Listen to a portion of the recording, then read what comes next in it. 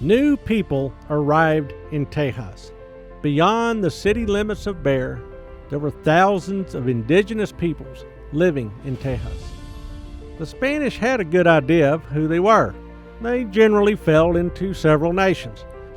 There were Tonkawas, Karankawas, Wichitas, and of course, Caddos. There were also Humanos. There were also Apaches. Something had changed in the past 50 years. These people now all had horses and knew not only how to tame them and ride them, but many were raising their own horses. Many Spanish horses had spread out throughout the Great Plains, especially after the Pueblo Revolt in New Mexico. This was a new technology for the indigenous peoples, and it transformed Indian societies.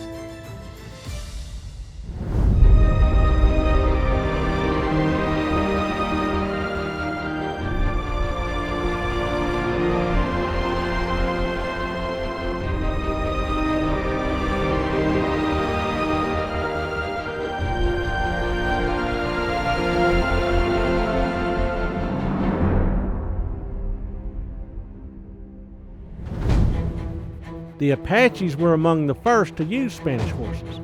They viewed the animals as transportation that you can also eat. News of these changes first filtered into Santa Fe and other settlements in New Mexico, and then into the rest of New Spain. The annual trade fair, held near the Taos Pueblo, allowed the Spanish a great opportunity to learn about their neighbors and report anything of interest to the government. In 1705, strangers had showed up in Taos. These newcomers were kind of rough and rowdy. The Spanish questioned other natives to see what they could learn. The Utes described them as people who always want to fight all the time. Then they made a hand sign for a snake. In the Ute language, that word was Comanche. The name they called themselves was the people, or Numina. These recent arrivals were related to a mountain tribe, the Shoshone, but horses had given them the ability to hunt buffalo on the Great Plains. As a result, the Comanches left their kin and became a new nation.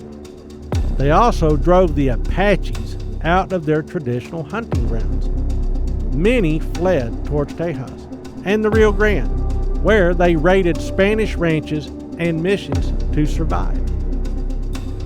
Up to that point, the Spanish believed that they understood all the diverse peoples of the northern frontera. Something, though, had clearly changed.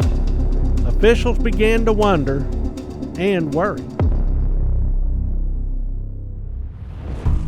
Farther south, there was also new people arriving in the region. The Spanish government created a new province, La Colonia de la Costa del Seño Mexicano, the colony on the Mexican coast, but renamed it Nuevo Santander after a region in Spain.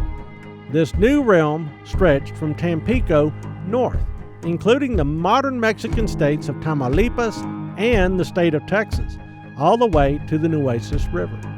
As elsewhere, the Spanish were having trouble with Indios Barbaros in that region and wanted it settled and pacified. The lower Rio Grande Valley ran through the heart of this new province.